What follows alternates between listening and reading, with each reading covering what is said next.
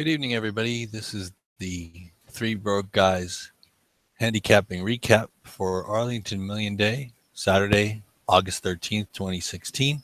My name is Joe English, and I hope to provide you with a little bit of a recap of what happened yesterday at Arlington Park. We played the pick four for the Arlington Million Day card at Arlington. It was races 6 through 9. It started with the American St. Ledger, and it completed with the Arlington Million. The first leg, the American St. Ledger, was won by the favorite, which you'll hear a lot on this broadcast. The Big Hoss pretty much sat on an outside trip, took over when needed, and drew away. He was somebody who was cutting back in distance from the 2-mile gold handicap or gold cup at Belmont Park back on the day before Belmont Day. And apparently the best. He was pretty much the best on paper. Two of us had picked him on top, and I understand Rich likes the horse. Wanted to try and beat him on this day, figuring that maybe something would not necessarily go his way. It wasn't his home track. He had been traveling, but obviously that did not work out. He won fairly easily. He had a big day, winning 5 races, and he rode the Big Hoss like he was the best hoss, and it turns out that he was the best hoss. Unfortunately, I was not able to see either that race or I'm sorry, I can't place the name of the race now. It was the Secretariat. Those races are not available on TVG. For some reason, there must be some kind of beef with Arlington Park, and I have not been able to find them on YouTube either. So basically, I'm just going off what the chart and the DRF said. Apparently, the Big Hoss, like I said, he was poised on the outside to be when he was asked by Florent Giroux and drew away late and held about 2 lengths clear in the end. He was actually the best horse. He went off at 4-5, and Florent Giroux rode him like he was 4-5, and he ended up taking home most of the candy on this day. Race 7 was the Secretariat, Grade 1 Secretariat for 3-year-olds, going 1 mile and 3/16. Actually, it's 1 mile and 3/16, 1 mile and a quarter. And me personally was concerned about what kind of trip Beach Patrol would get. He did get a wide trip, but he got the right trip. He was actually much closer to the pace than he had been in his previous starts. Florent Giroux had him sitting right outside the 2 leaders and right outside Long Island Sound, and he basically took over when he needed to. Long Island Sound ran a much better race in this race. He was a lot closer to the pace than he was in the Belmont Derby, and he ran good enough to win, at least based on what I see on the chart. Unfortunately, he just wasn't good enough, and Beach Patrol sat outside him, pounced when ready, and won. He was a lukewarm favorite at 280 on the dollar. The favorite nonetheless, and he beat Long Island Sound and American Patriot, who ran 3rd.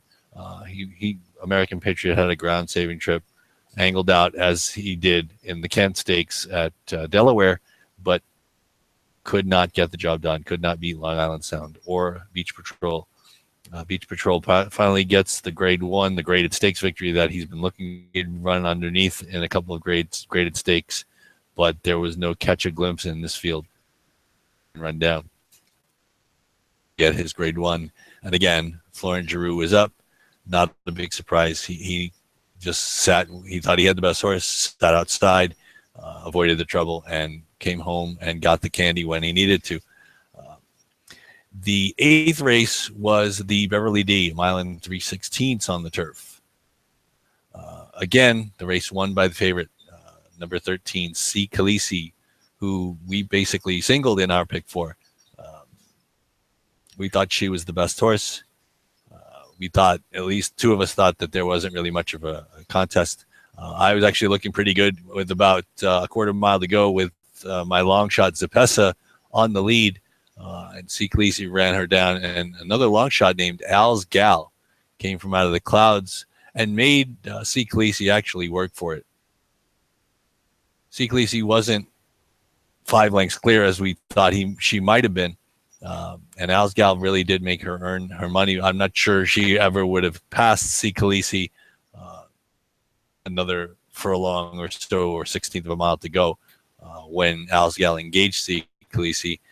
But it doesn't matter. We don't need to know. Another win for Florent Giroux. He won the first 3 legs of this pick 4. Mind you, he was also on the favorite in all 3 legs of this pick 4. Now, was it because Florent Giroux rode them, or was it because they were the best horse? I always tend to think that it's the horse that wins the races, and the jock, and I don't want to say the jock is irrelevant. The jock puts the horse in the position. The jock is like a manager in baseball or a coach in football. They put the horse in the best position to win, and the horse has to kick in. The horse has to do the job with the manager, or in this case, the jockey's help. C. Khaleesi, great ride. She's a very nice filly, and she's now in the Breeders' Cup Filly and Mare Turf if she wants to be. I guess there's a possibility, or at least there's some Twitter talk about her possibly running in the Breeders' Cup Turf, going 1.5 miles and trying to battle the boys. I'm not sure that will happen, but we still have about 3 months, a little less than 3 months before the Breeders' Cup, and that will work itself out over time. Anyway, she is in the Breeders' Cup Filly and Mare Turf if she wants it, and I don't see any reason why any of the domestic runners would scare her in any way, shape, or form, and she's probably the best horse we've seen on our shores, and maybe we'll see Minding or somebody coming over from Europe that might give her a run for her money. I don't really know that she would want to try to beat Flincher at the 1.5 miles. We have 2.5 months for that to work itself out. And hopefully, at least if she makes it to the Breeders' Cup Filly and Mare Turf, that would be fantastic. I'd love to see her try it. That would be awesome. And finally, the Arlington Million, which was the first race in the sequence that was not won by the favorite. It was actually won by the third choice, the 9 Mondialiste, who actually had run 2 bang-up races, one at Keeneland in the Breeders' Cup Mile, losing to Tepin, which is obviously not an embarrassment, and the other in winning the Woodbine Mile, the Rico Woodbine Mile, in the race before getting beat by Tepin. Obviously, again, another ride sitting outside. The horse had post 9, and actually did get a chance to see this race in its entirety a couple of times since the race has been run. And a very nice trip. The jock put the horse in the perfect position, and normally the horses in Europe try to be covered up, but Mondialiste was on the outside, and again, it looked like the same basic trip that the other 3 winners got. Sit on the outside, make sure you're in the clear, avoid the trouble, don't worry about going wide, and if you're the best, you're going to win. My bomb, Kasakwi, actually ran very well and did get stopped briefly in the stretch. Now, would he have beat Mondialiste? I'm not sure. I'm actually kind of surprised. I looked at the chart and saw that the horse was only 12-1 from a 20-1 morning line. So either the fans or somebody on the inside knew that this horse was actually doing very well. And Robbie Alvarado, except for that one, and it may not have been anything that he could have avoided. Kasakwi had a terrific trip, and again, finished second in the exacta. And we mentioned on the broadcast on Friday that he had run 5 times at 1.25 miles, and he'd never missed the exacta. And at 12-1, he would have been a nice play underneath. And Deauville, the 3-year-old, ran a creditable race, led briefly in the stretch before Mondialiste came and got him. Again, it was a terrific race. Any one of the 3 could have won in any given year. And it was a terrific race. And the Arlington Million never seems to disappoint. The card turned out to be quite chalky. We did not hit the pick 4. We only went 4 deep. We went 10, 11, 12, 13. And the one outside horse that we didn't pick was the 9 Mondialiste, and he was the one who lit up the top board. Again, only 4-1, and for 50 cents, the pick 4 only paid $80. So we didn't miss out on any life-changing money, obviously. Hopefully, if you had a chance, listen to our show and maybe used a couple of our long shots. The try, which paid $500 for 50 cents. So that would have been the best place for you to try to make money this day. Otherwise, it was pretty much a parade of favorites. And the favorites basically just dominated the day. Unfortunately, that's the way it goes. Sometimes you can't win all. You can't win them all. You can't win them even if you think you have everything covered and you go 4 deep in the last leg. That doesn't guarantee you very much anyway. And again, the pick 4, even with the third choice, only paid $80. So approval had won. I was not aware of what the payouts were beforehand, but my guess is it would have been significantly less. Would we have made a profit? Yeah, because our ticket was only $12. But again, not life-changing money. And hopefully you used some of our long shots, at least in the million, and possibly came home with the trifecta or the exacta in that spot, and got yourself a little bit better off than you were when the day started. That's the recap for last week. Next week, we will be at Del Mar, lovely Del Mar, for the biggest racing day of their meet, the Pacific Classic card. There are 2 other stakes races scheduled for that day. The Pacific Classic is a grade 1, 10 furlongs on the dirt, featuring the triumvirate of Beholder, who was second in the Clement Hirsch, and the 1-2 finishers in the San Diego Handicap, California Chrome, and Dortmund. So if everything goes according to plan, at least as of right now, this is being recorded on Sunday night. 6 days from now, you should see those 3 in the gate with another 4 or 5 possible. Maybe even you'll get a bigger field. We're not exactly sure. There are probably, I think there were 12 nominees. FNX is nominated, but he just got dusted by Frosted back at Saratoga, so I kind of think he would not run. But other than that, you might see Hard Aces, Imperative, Muktahij actually was nominated to win the space. Some of the I don't want to say also rans, but some of the ones who've run underneath California Chrome, Beholder, and Dortmund in the past, and horses who would probably be at best 4th choice in that race. I think California Chrome will go off as the favorite. Dortmund should probably be the 2nd choice in the race, and Beholder the 3rd choice. Again, she's a great filly, a great mare, and I have nothing but respect for her. I have a picture of her on my wall winning this race, Pacific Classic, last year. So if she were the 3rd choice, you'd get some value there. But based on what I saw, she got beat on the square by Stellar Wind in the Clement Hirsch about 3 weeks ago.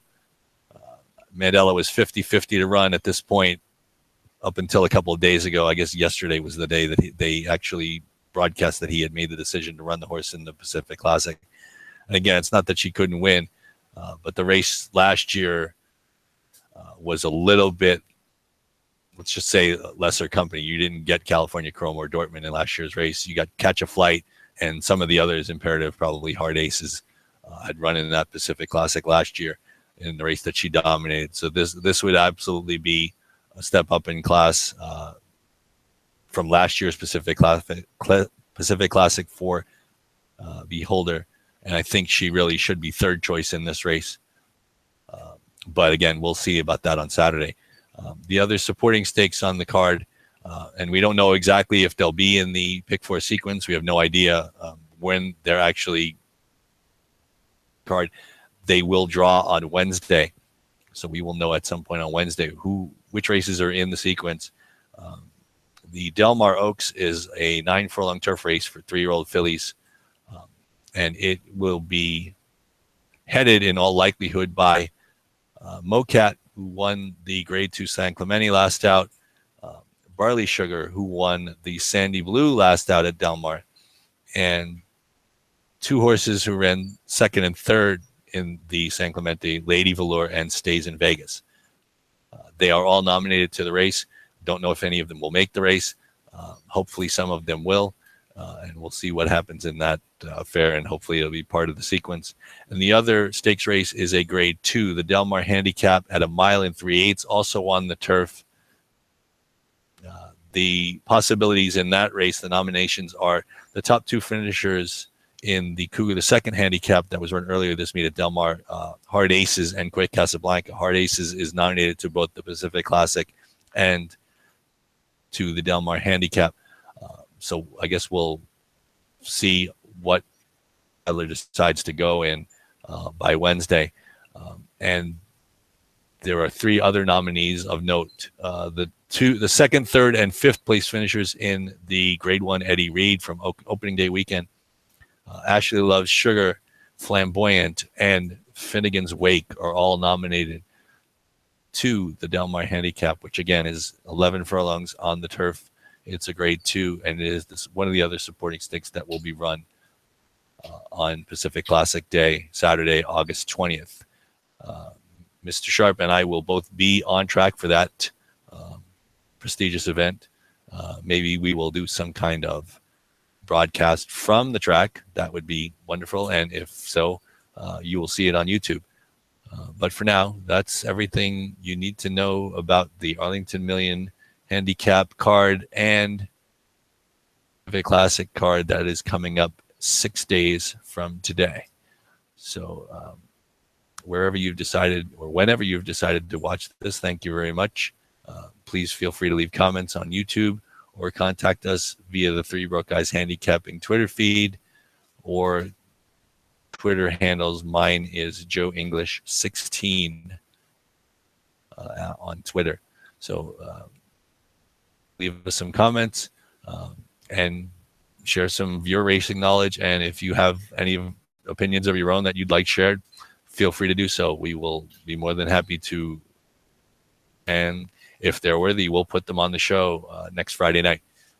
So until next Friday night at midnight Eastern, 9 p.m. Pacific, this is Joe English, and thank you for watching. And we hope to see you again next time on Three Broke Guys Handicapping.